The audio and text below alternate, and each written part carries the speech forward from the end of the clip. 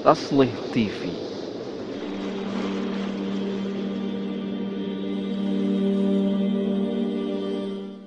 Jadi negara ini beruntung, Indonesia ini punya umat Islam. Bersyukur pada Allah. Kenapa? Karena nggak diminta pun pasti hadir.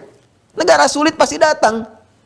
Negara nggak punya pesawat, orang Islam kumpul di Aceh. Perhatikan bagaimana mereka kemudian mengeluarkan hartanya untuk beli pesawat itu, untuk support pesawat pertama Indonesia. Emas di Monas dari mana? Ya, kemudian proklamasi ketika diikrarkan itu, proklamasi Bung Karno, Bung Hatta, hari Jumat jam 10 pagi. Itu di mana? Coba diungkap. Kita sering selalu mendengar cerita-ceritanya Jalan Pegangsaan Timur. Ya, Jalan Pegangsaan Timur nomor 56. Itu sebetulnya di mana sih? Ya, kalau kita katakan misalnya Jalan Menteng, mungkin luas tuh. Tapi kalau sudah ada nomornya, itu kan tempat. Itu kediaman kan? Rumah siapa? Rumah siapa itu? Rumah bangsawan Muslim, Syekh Farad bin Marta. Ya, masih ada kerabatnya, termasuk Ustaz Abdurrahman itu, Baraja itu termasuk bagian kerabatnya juga itu, Ustaz Abdurrahman Al-Irsyad itu. Ya, tanya pada beliau itu luar biasa itu. Syekh Farad bin Marta itu kan itu yang mewakafkan rumahnya untuk proklamasi pertama kali itu. Dan beliau yang mensupport Bung Karno. Bung Karno itu kalau ke Bogor naik mobil, itu difasilitasinya oleh mobilnya Syekh Farad bin Marta. Sampai negara menuliskan ucapan terima kasih. Dokumennya masih ada itu. Masih ada. Jadi nggak usah ditanya, orang Islam itu kalau digerakkan oleh imannya akan hadir dengan imannya. Dia berjuang. Karena kenapa? Karena telah ada risalah yang sampai kepada kita. Kalau kita ngaji hadis benar, misal di Al-Bukhari nomor hadis 123 di Kitabul Ilmi, di hadis Muslim nomor hadis 1904 misalnya.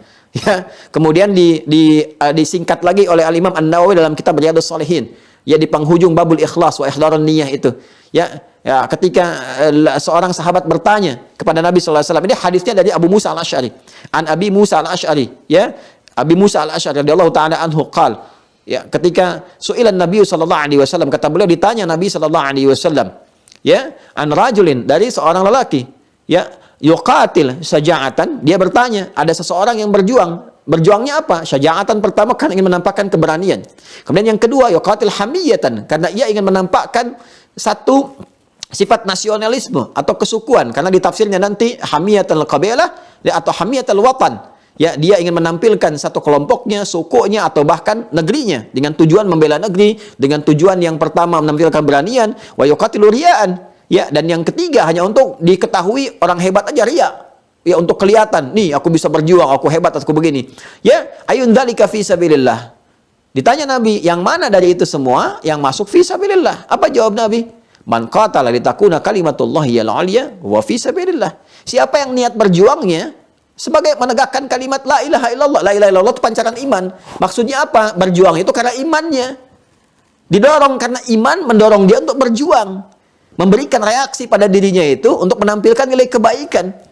Jadi lebih tinggi nilainya, dan Allah berikan bonusnya nanti, bonus ketentraman, kenyamanan kehidupan. Jadi orang Islam itu selalu diikat dengan nilai ibadah, keimanan. Dalam tingkat berjuang pun tetap dengan imannya. Ya. Makanya ketika muncul syariat jihad untuk mempertahankan nilai-nilai kemuliaan, kebaikan, itu dibuka dengan kalimat iman. Ya, coba lihat Al-Baqarah ayat 218. Ya, sebelum hijrah dan jihad itu kan iman dulu. Innalladzina amanu walladzina hajaru wajahadu fi sabilillah. Coba lihat kalimatnya. Bandingkan dengan Al-Anfal ayat 74. Alladzinanya kan nggak disebutkan dua kali. Walladzina amanu wa hajaru wajahadu. Tapi di Al-Baqarah 218 itu disebutkan alladzina dua kali. Ya, alladzina itu disebutkan 1080 kali dalam Al-Qur'an. Isim mausul, konjungsi yang mengikat sesuatu, tapi ada fungsi taukid di dalamnya. Innalladzina amanu walladzina hajaru wajahadu. Ada taukidnya di situ. Ya. Jadi jangan kira perjuangan itu perjuangan biasa. Enggak. Siapa yang menggerakkan untuk mensupport dengan harta, dengan jiwa? Itu imannya dulu. Karena itu kalau Anda buka misalnya di surah At-Taubah itu, ya, lihat yang ke-111 itu, innallaha ashtara minal mu'minin. Ya, Allah berniaga dengan orang-orang beriman, imannya dulu. Innallaha ashtara minal mu'minina anfusahum wa amwalahum bi anna lahumul jannah. Allahu akbar. Yuqatiluna fi sabilillahi fayaqtuluna wa yuqtalun. Jadi perjuangan itu nilai tertingginya karena imannya memanggil. Iman itu yang memberikan rasa cinta kepada bangsa. Iman itu yang memberikan rasa sayang kepada negara. Ya, jadi ini besar saham umat Islam ini bagi negara kesatuan Republik Indonesia. Ya, itu Itu luar biasa. Maka ketika Nabi menyampaikan satu kurikulum kehidupan bagi insan beriman, itu sampai kepada orang tua kita dulu. Orang tua kita itu mengerti. Banyak ulama-ulama kita. Ya, dan perjuangannya nanti akan dibagi pada perjuangan dua bagian. Perjuangan fisikal, yang disebut dengan jihad itu, bil fi'li, jihad askari, jihad militer. Ya, karena ada kondisi tertentu yang menuntut itu hadir. Kemudian yang kedua, jihadul ilmi. Itu yang setara dengan turunnya Al-Baqarah ayat 122. Wa makana al-mu'minuna liyanfiru kaffah falaula nafara min kulli firqatin minhum ta'ifah liyatafaqahu fid din. Ya, jadi ada sebagian yang berjuang langsung di medan perang, mempertahankan izzah, membela ya, izzah keimanan, dampaknya kepada bangsa, kepada negara. Kemudian yang kedua ada dengan pengetahuan, itu bersamaan dan punya nilai yang serupa. Kan ayat ini turun itu untuk memberikan gambaran supaya nggak semua orang pergi ke medan perang semua. Dalam tuntutan ada medan juang. Semua mesti ada yang menyiapkan pengetahuan untuk disampaikan pada kalangan-kalangan untuk memberikan bekal spirit yang lebih besar di kemudian hari. Sehingga muncullah para sahabat yang berjuang dengan pengetahuan, ya seperti sahabat Abu Hurairah dan turunan-turunan yang lainnya. Ada yang hobinya kemudian mengambil yang pertama seperti Khalid bin Walid dan sebagainya. Ada semuanya. Itu diserap, melahirkan kurikulum. Sehingga di awal perjuangan kemerdekaan kita pun dua kelompok ini sudah ada. Ada jihadnya, jihad misalnya bil ilmi, bil qalami dengan pengetahuan, ada jihadnya bil fi'li. Itu yang di militer. Ya, seperti nanti ada Panglima Sudirman, ya, ada Bung Tomo, ada yang lainnya dan sebagainya. Ada kiai-kiai seperti Kiai Zainal Mustafa, ya, yang di Tasik itu, ya, kemudian Kiai Haji Nur Ali yang di Bekasi dan sebagainya, Pangeran Diponegoro, Imam Bonjol, ya, dan sebagainya. Ada Cut Nyadin yang perempuannya dan seterusnya, ya. Dan ada yang dengan ilmu, dengan pengetahuan, dan itu tersambung, terkoneksikan. Kita kenal banyak ulama-ulama kita yang hadir di Nusantara sebelum melahirkan Indonesia. Ya, bahkan itu dikumpulkan semuanya. Kumpul di Tanah Abang itu kan. Ya, di Jumadal Akhirah itu saat pertemuan melahirkan Jamiatul Khair. Ya, Jamiatul Khair itu saat disusun, itu konsepsinya salah satunya untuk apa? Untuk kebangsaan, lahirnya kenegaraan. Ya, lahirnya Negara Kesatuan Republik Indonesia, kan kumpul di situ memetakan. Kita tertinggal di bidang apa nih? Kenapa kita banyak lama dijajah? Apa yang kurang? Dikonsepsikan di situ. Sehingga melahirkan apa? Kesepakatan yang sangat luas. Ada inspirasi yang sangat luar biasa. Ditetapkan dari situ. Kita harus punya nih inspirator, guru-guru yang kuat untuk memberikan koneksi dan sinergi kepada setiap belahan-belahan di Nusantara ini. Sampai bersepakat mendatangkan Syekh Ahmad Surkati. Ya, terjadi 6 tahun kemudian. 1905 itu kumpulnya, 1911 datang Syekh Ahmad Surkati. Ya, yang beliau yang di Sudan sempat kemudian lama di Mekah. Ya, Sur itu ahli, Kati itu kitab, yang banyak menguasai kitab. Datang ke Nusantara pada saat itu, 1911. Banyak kumpul, termasuk habaib, banyak kumpul habaib pada saat itu.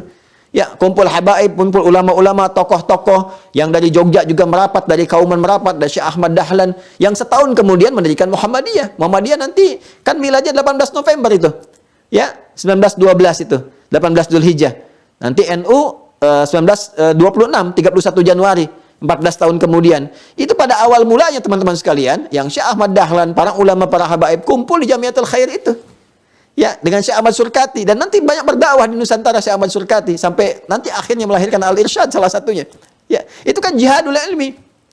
Jihad ilmi ini yang kemudian diteruskan jadi pengetahuan, kekuatan, tingkatan spiritual untuk menghadirkan semangat untuk berjuang. Makanya muncul seperti siapa misalnya? HOS Cokro Aminoto, selalu disingkat HOS, HOS, HOS. Apa itu HOS itu? Haji Omar Said. Haji. Ya, haji. Haji itu kan spirit keagamaan. Ya, rukun Islam tertinggi kan, dari praktek ibadah, dari syariat. Yang nomor 5 itu puncak yang memadukan segala, ibadah fisik dan harta. Kan ibadah itu ada yang fisik saja seperti sholat, ada harta saja seperti zakat, kan? Ada latihan keduanya untuk mengendalikan nafsu seperti puasa, ada yang menggabungkan keseluruhannya dalam haji. Makanya pahalanya kalau benar kita bisa surga itu dengan izin Allah Subhanahu wa taala. Itu Haji Omar Said Cokro Aminoto menularkan spirit-spirit dengan orasinya, kemampuannya menjelaskan peta begini perjuangan dan sebagainya, sehingga melahirkan murid-murid. Siapa di antara muridnya? Insinyur Soekarno. Insinyur Soekarno. Ya, makanya kalau kita perhatikan semua pejuang-pejuang itu, ya Hadratus Syekh misalnya, ya Syekh Muhammad Hashim bin Asy'ari, ya ketika mengeluarkan resolusi jihad, itu kan resolusi jihad di situ. Jihadnya dasarnya apa? Al-Qur'an, dan beliau ahli hadis. Dengan hadis, jadi spiritnya spirit keimanan. Lillah. Lillah. Nanti bonusnya muncul. Apa itu? Kemerdekaan.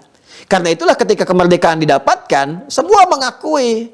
Ini yang diharapkan itu rahmat Allah.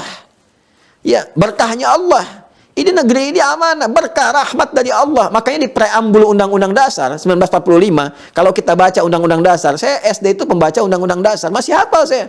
Atas berkat rahmat Allah yang Maha Kuasa dan dengan didorongkan oleh keinginan luhur. Jadi merdeka itu keinginan yang luhur, yang sudah lama kita pengen merdeka. Tapi belum dapat-dapat. Karena karunia Allah lah, berkat dan rahmatnya lah yang menjadikan kita bisa mendapatinya. Taslih TV.